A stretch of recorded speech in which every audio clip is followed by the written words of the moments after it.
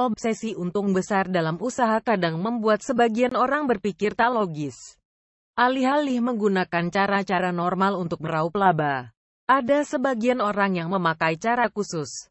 Entah memakai pesugihan, sampai menggunakan jasa jin penglaris. Ya, jin penglaris ini sudah punya nama di masyarakat sebagai alternatif untuk menghasilkan keuntungan yang benar-benar gila. Jin penglaris ini biasanya memiliki kaitan yang erat dengan usaha kuliner. Tak bermaksud menuduh. Tapi kalau kata orang-orang, tempat makan yang ramai itu kadang memang pakai jasa jin penglaris. Apalagi kalau ramainya seolah sangat tak wajar dan berlebihan. Akhirnya terungkap. Tanda seru. Tanda seru. Inilah 4 tanda warung yang pasang jin sebagai penglaris. No. 2 paling bisa dideteksi mengerikan. Tanda seru. Tanda seru. Tanda seru. Ada cara untuk mengindikasikan jika sebuah tempat usaha itu punya jin penglaris atau tidak. Mulai dari rasa, sampai kejanggalan-kejanggalan lainnya. Simak ulasannya berikut di 4 ciri warung yang pakai jin penglaris jualan. 1.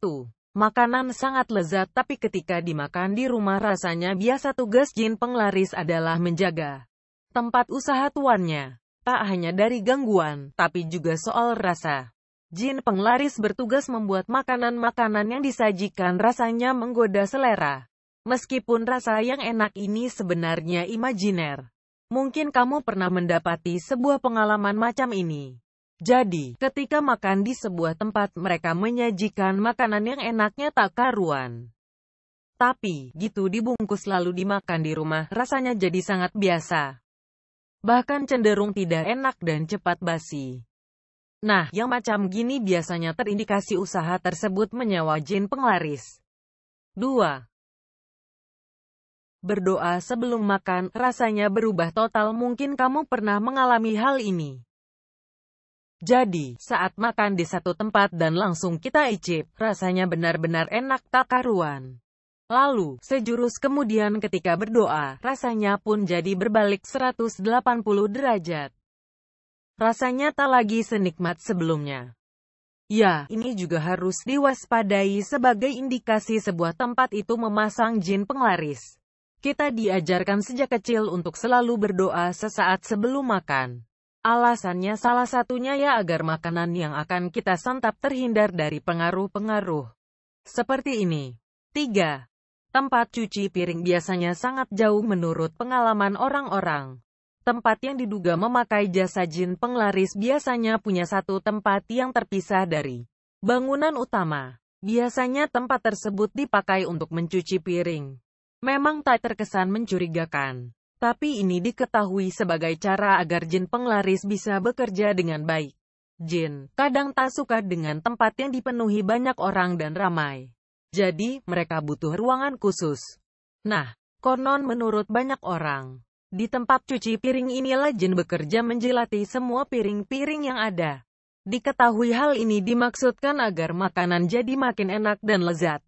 Meskipun bisa jadi indikasi, tak semua tempat makan yang tempat cuci piringnya jauh lekat dengan jin penglaris. Mungkin saja beberapa memang karena alasan lain. 4. Ada satu ruang khusus yang tak boleh dibuka. Tempat makan yang memakai jasa jin penglaris biasanya memiliki satu tempat khusus yang tidak boleh dibuka oleh siapapun dengan alasan apapun. Pasalnya, tempat ini biasanya bakal dipakai si jin untuk tinggal. Atau mungkin sebagai ruang bagi si empunya melakukan jampi-jampi. Jadi, coba perhatikan sebuah tempat makan yang punya ruangan macam ini. Kemungkinan mereka memakai jasa jin penglaris. Tetapi, biasanya cukup susah untuk menemui tempat semacam ini. Pasalnya, letaknya sendiri memang sengaja dibikin khusus agar tidak menimbulkan kecurigaan. Memang susah dipercaya, tetapi yang seperti ini sudah jadi fenomena sejak lama. Tapi, pada akhirnya, mau percaya atau tidak, semua itu kembali ke masing-masing orang. Namun, satu hal yang perlu diingat adalah yakinlah kalau hal-hal yang gaib itu ada. Bahkan dalam Islam, percaya akan hal gaib adalah salah satu bukti keimanan. Nah, apakah Anda pernah menjumpai ciri-ciri tersebut? Jika iya patut untuk dicurigai.